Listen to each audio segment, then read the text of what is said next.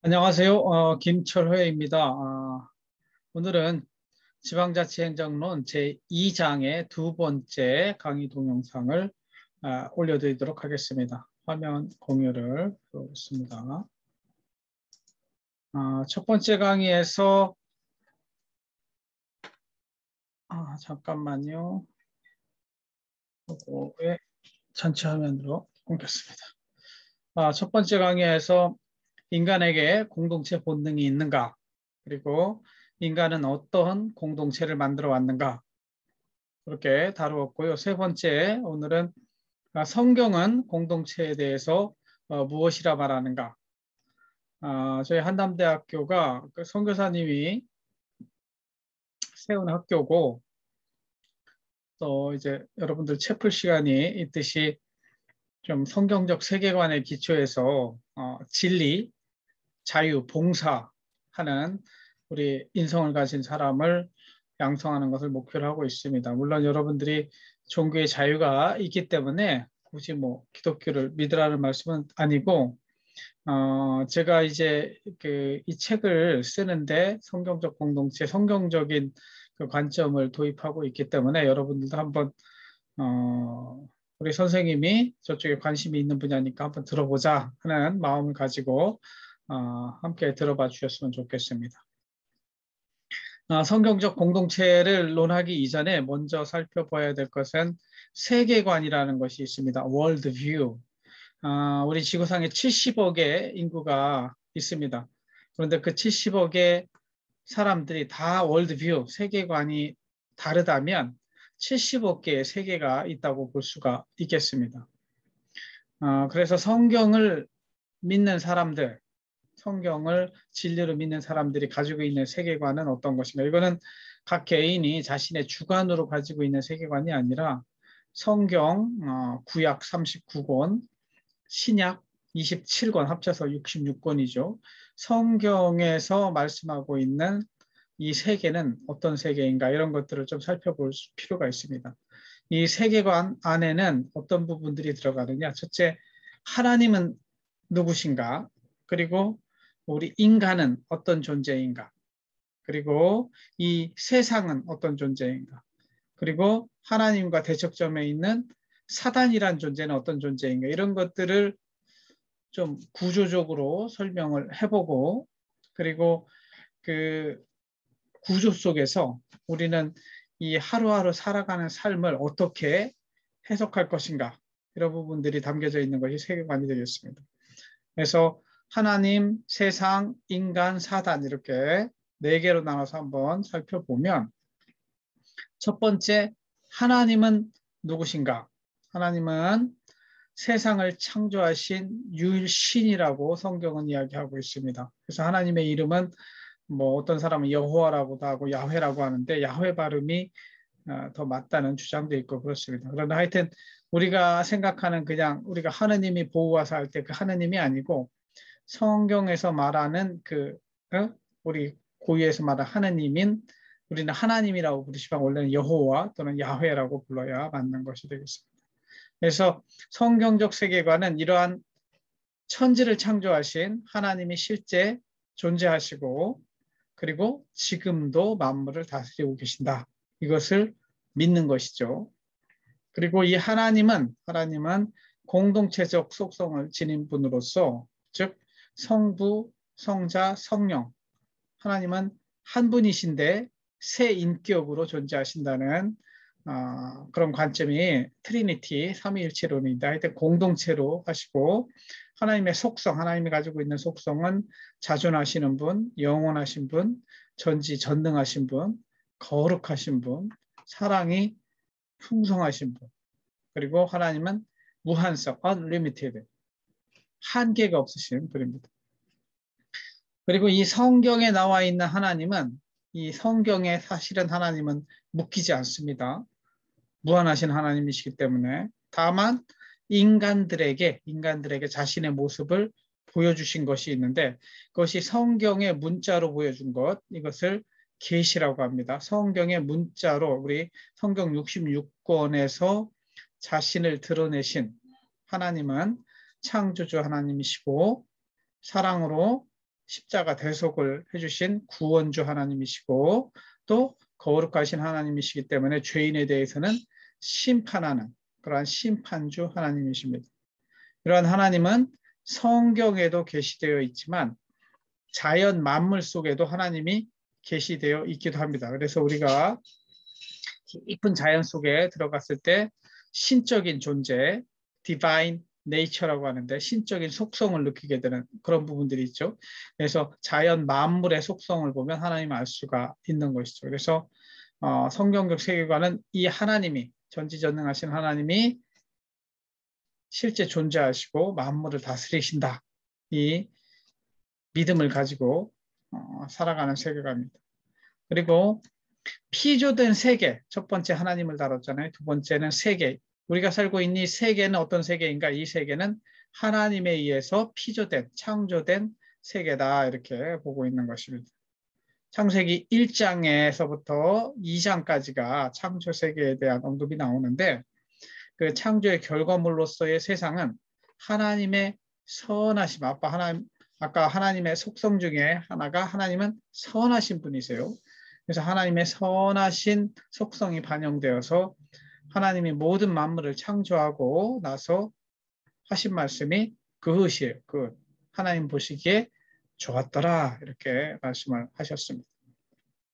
그리고 이 피조된 세계는 만물 속에 질서가 있으며 신성, divine nature가 내재되어 있습니다. 그래서 우리는 혼란스러운 상황을 케이아스라고 하는데 케이아스가 아니고 질서가 잘 갖추어진 그러한 세계라고 보는 것이죠. 그 다음에 인간의 타락과 불순종으로 세계가 고통을 받고 있다. 그래서 창세기 3장으로 가보시면 거기에 인간의 타락하는 모습이 나옵니다. 그리고 아담과 하와가 타락하고 그 다음에 첫째의 아담과 하와의 첫 아들이 카인이잖아요. 카인이 자기 동생을 죽이는 그러한 비극적인 살인사건이 나타나는데 이런 것들이 뭐냐면 인간의 타락한 모습입니다.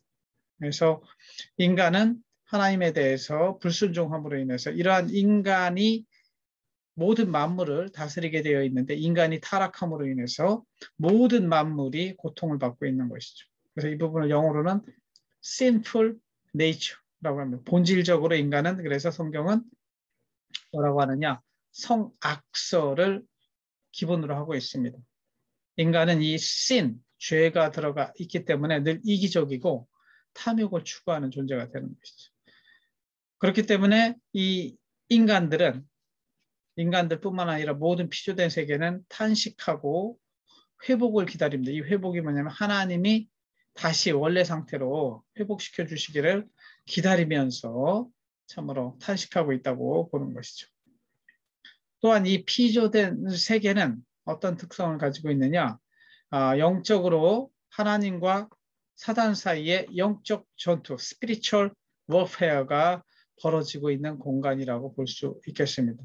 사실은 저는 늘 생각하면 내 정신 속에, 내 영혼 속에 보이지 않는 그 세계 속에 내 마음 속에 사단과 하나님의 성령이 늘 싸움을 벌이고 있거든요. 어느 쪽으로 갈 것인가? 올바른 길로 갈 것인가? 그릇된 길을 갈 것인가? 좋은 것을 할 것인가? 나쁜 것을 할 것인가? 이런 부분들이 늘 머릿속에 내적인 갈등을 일으키고 있죠. 그렇죠? 모든 피조물의 세계는 다 그렇다는 거죠. 그래서 우리가 살고 있는 이 세계는 공간적으로 이렇게 영적 전투가 벌어지고 있는 공간이고 시간적으로는 예수님이 2000년 전에 오셨잖아요.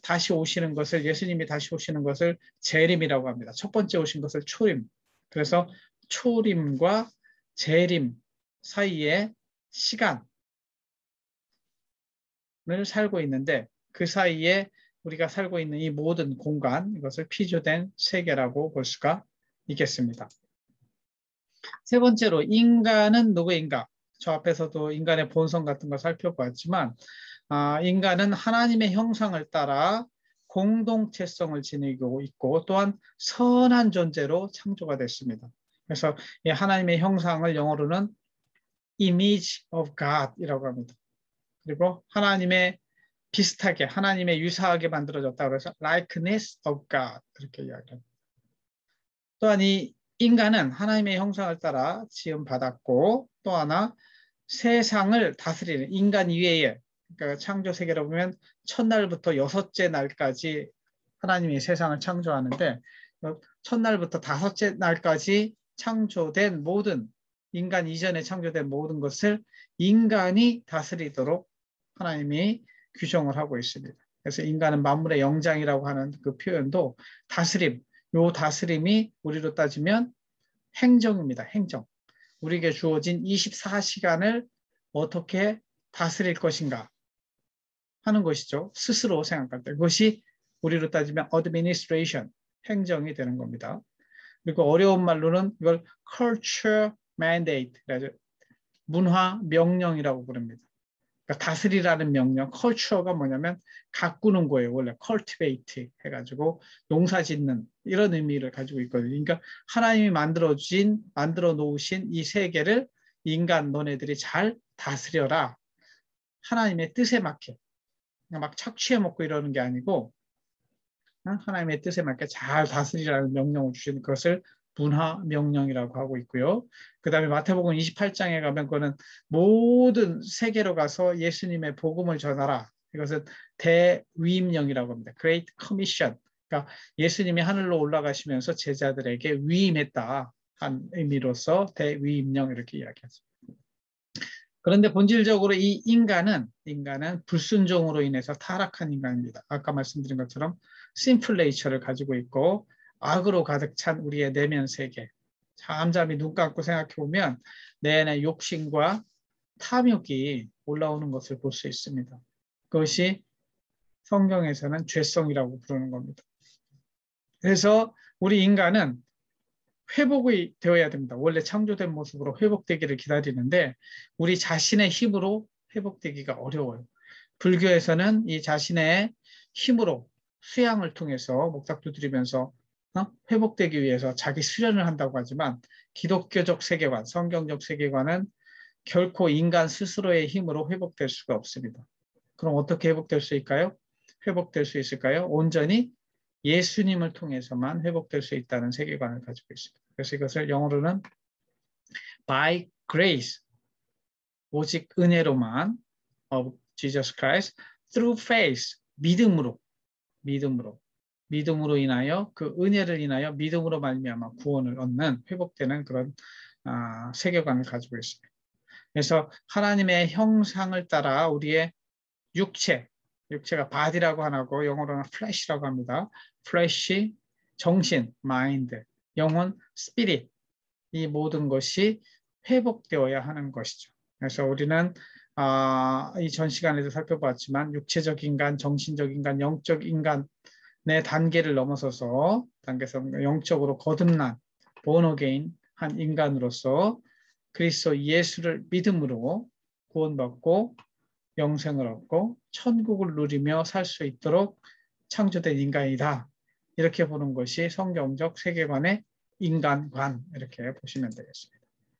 그리고 성경적 세계관의 또 하나는 마지막 사단이라는 존재가 있습니다. 이 사단은 원래 성경에서는 타락한 천사로 보고 있습니다. 하나님을 섬기라고 만들어 놓은 피조물인데 하나님처럼 되고 싶어 했던 그러한 천사들이 있는데 그 천사들을 이끄는 타락한 천사들을 이끄는 자가 누구냐? 루시퍼라고 하기도 하고 성경에는 이걸 사탄이라고도 합니다. 사탄의 의미는 적대하는 자, 히브리어로 이런 의미를 가지고 있습니다. 그래서 이 사단은 악한 천사들의 우두머리고 귀신들의 우두머리고 마귀라고 볼 수도 있고 바알세불, 벨세불이라고 합니다. 그리고 벨리알 이런 표현으로도 나옵니다. 그래서 이 사단은 인간과 피조 세계를 하나님의 창조 목적, 선한 목적과 반대 방향으로 파괴하고 갈등하게 만들고 싸우게 만들고 이기심으로 탐욕으로 파괴로 전쟁으로 이끄는 존재가 바로 영적인 차원에서는 보이지 않는 사단이다 이렇게 하는 것이죠. 이제 성경의 실체적인 모습으로 볼 때는 창세기 3장에 보면 에덴 동산에서 하와와 아담을 유혹해서 불순종으로 이끌어가게 됩니다. 또 신약 성경에 보면은 마태복음에 예수님을 40일 동안 광야에서 시험합니다. 그리고 베드로전서에 보면은 요 사단은 우는 사자와 같이 삼킬 자를 찾아다닌다고 이렇게 표현이 되어 있습니다. 그래서 이 사단은 사실상 욥기서 이런 데 보면은 하나님 다음으로 막강한 힘을 가졌다고도 볼 수가 있습니다. 그래서 공중의 권세 잡은 자, 질병, 고통, 유혹, 시험 등을 통해서 인간을 쓰러지게 만드는 악한 세상의 주관자라고 볼 수 있습니다. 그리고 아까 말씀드린 욥기서에 보면은 하나님과 대화하는 가운데 하나님이 허락한 부분에서는 그 부분을 악한 행동을 하게 돼 있는 것이죠. 욥이 병에 들게 만드는 그러한 역할도 하게 합니다. 그 다음에 결국 이 사단이 성경적 세계관에서는 마지막에 예수님이 다시 오실 때에는 영원한 무저갱, 여기가 이제 지옥이라고 볼 수 있죠.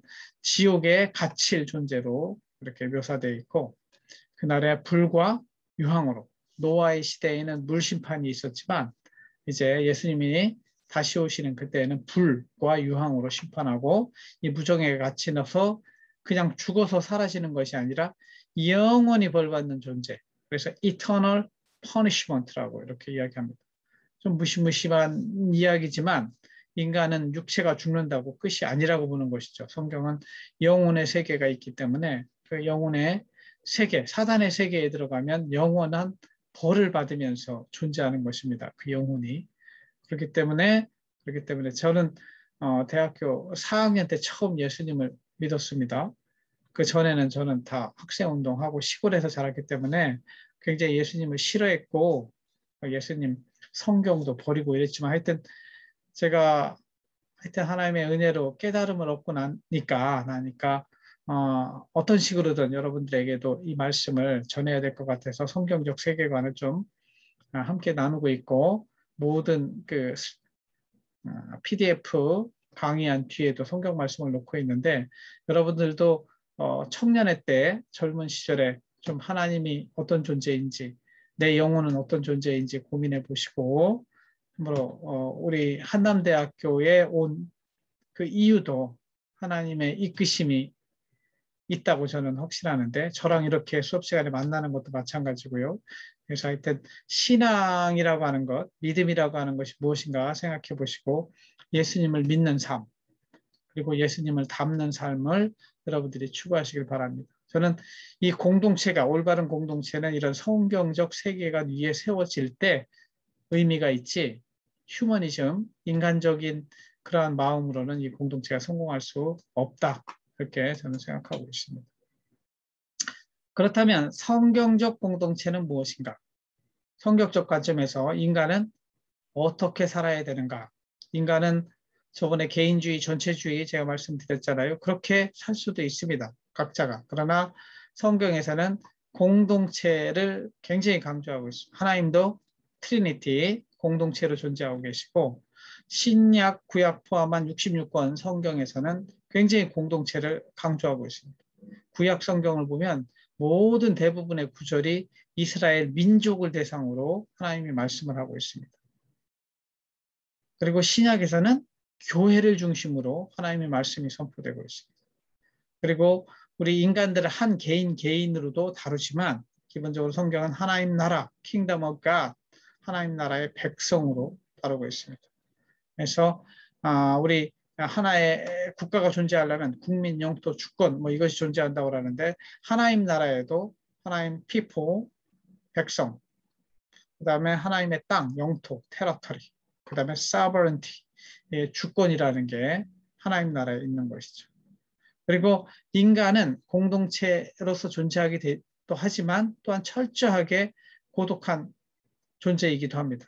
그래서 개인의 관점에서 이 하나님 나라의 백성이 되려면 중요한 게 뭐냐면 죄를 고백하고 회개하는 겁니다. 그래서 중생과 구원을 받은 존재들이 하나님 백성이 되어서 하나님 나라에 사는 것이죠. 그래서 우리의 인생이라고 하는 것은 하나님이 우리를 이끌어 주실 때 그 삶을 살아갈 수 있는데, 하여튼 믿음 생활을 제가 한 30년 이렇게 해보니까 기도하면서 하나님이 여러분들 시험 볼 때 이럴 때는 믿지 않더라도 기도를 하게 되잖아요. 그럴 때 하나님이 이끌어 주시는 것, 그걸 성도의 견인이라고 하는데, perseverance 이렇게 이야기합니다. 또한 인간도 하나님을 닮아가기 위해서 열심히 노력하는 것, 그거를 sanctification, 성화라고 이렇게 부릅니다. 이 모든 과정이 하나님의 은혜로 하나님이 우리를 이끌어 가시는 견인으로 이루어지는 것이죠. 그래서 하나님 나라의 백성으로서 나는 공동체 안에 있지만 또한 개인으로서도 존재한다. 이렇게 보시면 됩니다. 그런데 좀 더 저는 강조하고 있는 게 성경은 공동체로 살으라고 이렇게 이야기를 하고 구약 성경은 아브라함으로 시작된 믿음의 가족이 이삭, 야곱을 거쳐서 이스라엘 민족으로 이렇게 성장하는 과정을 보여주고 있고요. 신약 성경에서는 교회 공동체를 통해서 천하만민이 꿈. 우리 한남대학교가 이 오정동에 이렇게 세워진 것도 미국인 선교사들이 우리 린턴 선교사님을 비롯한 미국인 선교사님들이 이 대한민국에 예수님을 전하기 위해서 이렇게 오신 거죠. 오셔서 지금 우리가 한 60주년 좀 넘어갔지만 그런 역사를 가지고 세워진 학교다 이렇게 생각하시면 되겠습니다. 그래서 우리는 지금 초림과 재림 사이를 사는 인간으로서 예수님을 머리로 하는 신앙 공동체, 교회를 중심으로 공동체의 일원이 되고 참으로 매일매일 하루하루 살아갈 때마다 두렵고 떨림으로 개인 및 공동체의 구원을 이뤄가는 삶을 살아야 한다는 것이 성경적 공동체관이 되겠고 인간은 어떻게 살아야 되는가에 대한 삶의 방향성이 되겠습니다. 그래서 저는 이런 관점에서 매일매일 하나님 말씀을 보고 하나님 말씀에서 내가 어떻게 살라고 하는지 한번 저녁마다 정리를 합니다. 그래서 제가 페이스북에도 제 말씀을 올리고 이렇게 하면서 나누는데 저 개인으로 사는 게 아니고 함께 공동체를 이루어서 살아야 되기 때문에 제가 가족 공동체 또 지역 공동체, 나라 공동체를 위해서 기도하고 함께 하고 있습니다. 이건 좀 역사적인 관점인데 성경적 공동체는 무엇이 있었으며 어떠한 역할을 수행하였는가. 가장 최초의 공동체는 패밀리, 가족이 되겠죠. 아담과 하와가 부부로서 맺어진 공동체. 카인과 아벨을 낳습니다. 근데 카인이 아벨을 아까 말씀드린 것처럼 죽이는 비극적인 인간의 모습으로 시작을 하죠. 그것이 다 이제 성경의 역사 속에 있습니다. 그래서 카인의 후예라는 그런 소설책도 있습니다. 김동미 선생님의. 그래서 하여튼 이 가족 공동체는 부부 생활을 통해서 기쁨도 누리고 생존도 하고 자녀도 재창산하고 자녀 교육도 하고 가정 예배도 드리고 이런 가족 공동체인데 한계는 뭐냐? 여전히 죄성이 있기 때문에 아까 말씀드린 카인의 살인 또 에서와 야곱이라고 하는 아브라함이 이삭을 낳고 이삭의 두 쌍둥이가 에서와 야곱인데 쌍둥이인데도 그렇게 갈등이 심해요. 그래서 이 죄성 때문에 온전한 하나님 나라를 이루지 못하고 그렇게 가족 공동체의 한계를 나타내고 있습니다. 그리고 공동체가 너무 작은 경우에는 외부의 침략이 왔을 때 이겨내지 못해요. 이 당시에는 무조건 이 공동체를 키워야 외부로부터의 침입을 좀 막아낼 수 있었던 거죠. 그리고 가족 공동체 수준에서는 주권 행사도 상당히 제약이 있고요. 그래서 초기에 가족 공동체로서의 그 아브라함 후손들은 굉장히 힘들게 가나안에서 삽니다. 그러다가 어디로 가냐면 애굽으로 가게 되죠. 그래서 애굽에 들어가서 부족 공동체, extended family가 돼서 부족 공동체를 형성하게 됩니다. 그래서 여러분들 이제 이집트 왕자 또는 모세, 10개 이런 영화들이 있는데 그런 걸 보시면 알겠지만 아브라함에서 시작한 공동체가 아브라함, 이삭, 야곱. 그래서 이 야곱 시절에 애굽, 이집트로 들어가서 거기서 430년을 머물게 되는데 그때 어른들만 60만 명이 됩니다. 애를 많이 낳은 거죠. 430년 동안. 그래서 그 어른 남자만 60만 명이기 때문에 부인과 아이들까지 합치면 한 200만 명의 부족, 커다란 부족으로 성장을 합니다. 그래서 이들은 이제 하나님이 주신 아브라함과 이삭과 야곱에 주신 신앙생활의 가장 기본은 예배거든요. 예배 공동체 하기 위해서 예배를 드리게 이집트를 떠나게 해달라고 하죠. 물론 이집트는 절대 이집트의 왕은 파라오인데 파라오는 나가지 못하게 하는 그런 갈등 가운데 모세를 통해서 하나님이 애굽을 나오게 만드는 그 과정의 이야기가 출애굽, 엑소더스라고 이렇게 이야기를 하는 것입니다. 그 다음에 이제 애굽을 나온 이스라엘 공동체는 시작은 70명으로 시작했지만 이제 200만 명이 되어서 어디에 가서 가게 되면 애초에 이제 아브라함을 부른 가나안 땅으로 들어가게 됩니다. 그래서 그 가나안 땅에 들어가서 일종의 이제부터는 이제 국가가 되는 거죠. 하나님이 다스리는 신정국가라고 합니다. 신정국가. 그런데 왕이 없는 국가에서 시작을 합니다. 왜냐하면 이 왕은 하나님이 왕이시기 때문에 인간이 왕이 되는 그런 국가는 하나님이 원하시지 않으셨어요. 근데 하여튼 이스라엘 민족들은 주변 민족들하고 함께 싸우려고 하다 보니까 주변 민족들한테는 다 왕이 있어요. 그래서 우리도 왕을 달라. 이렇게 하게 되죠. 그래서 이스라엘도 왕이 집권하는 국가로 변하게 되는데 그 최초의 왕이 사울 왕이 되고 두 번째 왕이 누구냐면 다윗이 됩니다. 세 번째 왕이 솔로몬입니다. 그래서 왕이 없는 신정국가에서 왕이 있는 국가로 이렇게 변천을 해나갑니다. 하여튼 이 시대에 어떻게 나라를 다스리려고 하느냐, 경제 부분에서는 사유재산권도 인정하고 그렇지만 토지를 희년이라고 하는 것은 7749, 50년 만에 한 번씩 토지를 원래대로 돌이키는 것을 희년이라고 합니다. 희년 때에 토시 공개념의 어떤 원래대로 돌아가는 그런 법이 제정되고 그 다음에 동족들, 이스라엘 민족에게는 이자를 받지 말라고 이렇게 성경에 나와 있습니다. 아무튼 그리고 성경에는 사회복지 측면에서 특히 고아와 과부와 나그네를 좀 잘 돌볼 것을 기본적으로 사랑의 기본이죠. 사랑이 펼쳐져야 될 대상은 고아와 과부와 나그네를 강조하고 있습니다. 그래서 하여튼 이 사울 때에 이 왕을 임명해 달라고 해서 최초의 왕 사울이 되고 그 다음에 다윗과 솔로몬이 왕이 돼서 사실은 다윗 솔로몬 시절에 주변국 중에 가장 강력한 이스라엘 국가가 형성이 됩니다. 그리고 이제 중세로 가면서 이 초기에는 기독교가 핍박을 받았지만 그 후에 이제 로마를 점령합니다. 그 로마의 지하에서 살았던 기독교인들이 이제 황제까지 예수님을 믿게 됨으로 인해서 그 로마 안에 교황청이 만들어지고 오히려 그때는 완전히 기독교가 권력을 잡게 되는 것이죠. 그래서 교황의 권력이 모든 왕보다도 위에 있게 되는 그러한 시대가 중세 시대가 되었습니다. 봉건주의 시대라고 하죠.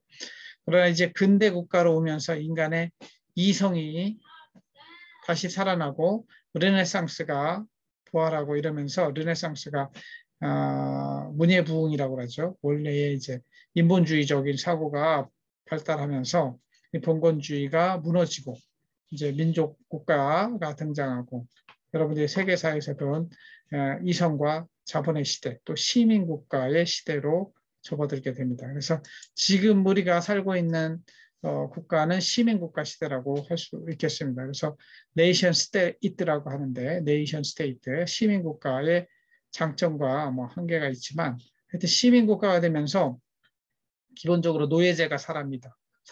노예제가 사라지고 모든 인간은 동등한 권리를 가졌다는 인권 보장 그리고 국가가 국방, 치안, SOC, 복지를 하게 되는 그런 국가의 역할이 강조되고 법의 지배, 상권 분립, 국민 주권주의 이런 것들이 확립이 됩니다. 그러나 이 국가 공동체가 만들어졌음에도 불구하고 시민국가는 많은 또 한계를 가지고 제가 늘 강조하는 여기 정부 실패의 문제 이런 것들이 존재합니다. 특히 우리 지방자치 행정의 측면에서 볼 때는 우리가 살고 있는 시민국가는 대의민주주의 시민국가거든요. 그러니까 직접 국민이 주인이 되는 국민주권주의가 아주 뭐 제가 볼 때는 20% 정도만 실현되고 있는 현실이기 때문에 사실은 본래 의미의 국민주권주의 시민국가는 이르지 못하고 있다. 그래서 저는 이 탑다운 권력이 아니고 바텀업으로 셀프 거버넌스 즉 우리 주민들이, 시민들이 주인으로서 활동할 수 있는 그러한 국민 주권주의가 실현될 수 있는 직접 민주제 이런 것들이 좀 실현되길 바라고 있고, 그리고 시민들도 너무 무슨 뭐만 생기면 대통령은 뭐하냐, 정부는 뭐하냐 그러는데 그 대통령과 정부를 뽑은 사람이 나니까 책임감을 가지고 나는 어떻게 해야 될까 하는 그런 부분들도 중요한 것이죠. 그래서 하여튼 성경적인 측면에서 공동체도 저 가족 공동체로부터 국가 공동체까지 이렇게 발전돼 왔다고 볼 수가 있습니다. 성경적인 측면에서는 교회 공동체, 처치, 코이노니아, 이클레시아 뭐 이런 개념들이 굉장히 중요합니다. 원래 이클레시아는 신약 성경에 나와 있는 교회의 표현인데, 요거는 이제 그 그리스 시대에 그 밖으로 불러 모아서 함께 회의를 하는 아테네의 민회를 이클레시아 이렇게 이야기합니다. 이거는 집회 중심의 교회를 의미하고요. 코이노니아 이거는 같은 시간과 장소에 함께 교제하는 교제 공동체를 코이노니아 이렇게 합니다. 이클레시아 또는 코이노니아 이렇게 한다는 것이고, 구약 시대의 공동체는 뭐 지성일치 신앙 공동체고, 이렇게 이스라엘이 마지막에 남유다와 북이스라엘로 갈라지고 북유다는 아시리아에, 남유다는 바벨론에 침략을 당해서 멸망하게 됩니다. 그리고 암흑기를 거쳐서 이제 예수님이 신약 세계가 2000년 전에 오는 것이죠. 그래서 이 신약에서의 교회는 신앙 공동체로서 예배를 드리는 것이 가장 중요한 것이고, 그 예배도 구약 시대에는 언제 드렸냐? 제사를 토요일, 제7일 날 드렸단 말이죠. 일곱째 날이 토요일이에요. 그런데 신약 공동체는 오순절 성령 강림 이후에 안식일 후 첫날, 즉 이날을 롤스데이, 주일로 삼고 있는 것인데, 이것이 언제요? 일요일인 거죠. 일요일. 안식 후 첫날, 첫 번째 날을 주일로 삼고 예배를 드리는 것이죠. 그리고 신약의 공동체는 어떤 공동체였냐? 생활 공동체였다는 거죠. 신앙생활도 예배도 같이 드리지만 생활도 같이 하는 공동체로서 서로의 생활의 필요를 서로 유무상통, 있는 사람은 없는 사람에게, 없는 사람은 있는 사람에게 서로 도와주며 사는, 그리고 이런 측면에서는 사회주의라고 볼 수가 있습니다. 그래서 제가 공공경제론 시간에도 사회주의 비판을 많이 하는데, 사회주의는 능력에 따른 생산, 필요에 따른 분배라고 특징 지을 수 있습니다. 우리 가정이 사회주의예요. 아빠, 엄마가 능력이 있으니까 많이 생산하고, 우리 아기들은 능력이 없어서 생산을 못하지만 필요에 따라서 가정에서 나눠 먹잖아요. 그렇죠? 이런 거 사회주의죠. 그런데 이 사회주의는 그것을 국가 단위로, 국가가 강제로 이렇게 하기 때문에 누구도 능력에 따른 생산을 하지 않습니다. 그렇기 때문에 사회주의는 하향 평준화될 수밖에 없다. 그 이야기를 제가 강조를 많이 하는데, 하여튼 신약의 공동체는 생활 공동체이면서 신앙 공동체다. 반면에 고대에 들어서면 이렇게 중세교회, 지금 현재로 따지면 이 시절에는, 중세 시절에는 정말로 강력한 파워를 지녔어요, 교회가. 그러나 사실은 썩어버린 거죠. 절대 권력은 절대적으로 부패합니다. 그래서 생활 공동체성을 상실하고 목사들이, 신부들이 다 돈만 알고 권력만 하는 시대를 통해서 망한 거죠, 사실은. 그 스스로 권력을 잡으면서. 그래서 종교개혁과 개신교가 탄생하고 여기에 이제 자본주의가 결합하면서 현대의 교회가 만들어졌다, 이렇게 볼 수 있습니다. 그러나 저는 이 여러분들 중에도 교회 생활하는 분들이 있겠지만, 엄마 아빠 따라서 다니시는 분도 있고 스스로 하시는 분도 있겠지만, 신앙 공동체로서의 예배만 드리고 있지 실제 생활 공동체는 상당히 회복되지 못하고 있다. 그래서 저는 이 생활 공동체성을 어디서 찾는 거냐? 우리 자치, 공동체 자치로 보는 겁니다. 우리가 함께 개인으로서 행복할 수도 있지만 함께 공동체를 만들어서 행복한 이 공동체, 예배도 드리는 공동체가 교회가 되어야 된다. 이런 주장을 하고 있습니다. 그래서 저는 목사님들도 주일날 말씀 전하지만 말고 나머지 한 3일 정도는 성도들과 함께 일을 해라. 일을 하는 것도 예배다. 늘 강조를 합니다. 여러분들도 공부를 하되 그 공부가 하나님께 영광을 올리기 위해서 공부하면 그 공부가 예배로서의 공부가 되는 것입니다. 그게 자기만 잘 먹고 탐욕에 근거한 그 공부라면 그것은 예배라고 할 수 없지만 정말 여러분들이 공무원이 돼서 이 사회에 의미 있는 일을 하고 하나님께 영광을 올리겠다 그런 마음을 하면 여러분들이 공부하는 그 자체가 예배가 되는 것이죠. 그래서 하여튼 이 생활 공동체를 살려야 된다. 그래서 현대교회는 신앙생활은 교회에서, 경제생활은 가정에서 이렇게 하고 있지만 제가 볼 때는 신앙과 경제생활을 함께하는 생활 공동체로서의 새로운 신앙적, 성경적 공동체를 만들어야 된다 하는 것이 제 주장입니다. 그래서 제가 한남마중물 협동조합을 만들고 지금 소비자 협동조합원을 모집하고 있고 제 유튜브에 보면은 제 그 모집을 위한 그런 내용들을 올려놨습니다. 여러분들 중에도 관심이 있으신 분들은 그 홈페이지에 가보시고 또 회원가입도 좀 하시고 여러분들이 지금 돈벌이가 없기 때문에 정식 조합원으로서 매달 10,000원씩 내는 회원이 될 수는 없을 거예요. 하지만 여러분들이 읽어보시고 관심이 있으시면 여러분 어머니, 아버님 이름으로라도 좀 조합원에 가입하시고 이렇게 성경적인 관점에 기초를 둔 이 공동체를 만들어 감으로 인해서 여러분들 나중에 앞으로는 여기서 일자리들을 만들려고 그래요. 여러분들이 굳이 대기업 들어가고 이런 거 공무원 되고 이것보다도 우리 공동체 안에서 서로를 도와가면서 일자리도 만들고 서로의 취미 생활도 같이 하고 이러면서 좀 행복한 그런 공동체를 만들어 갔으면 좋겠다는 생각을 가지고 있습니다.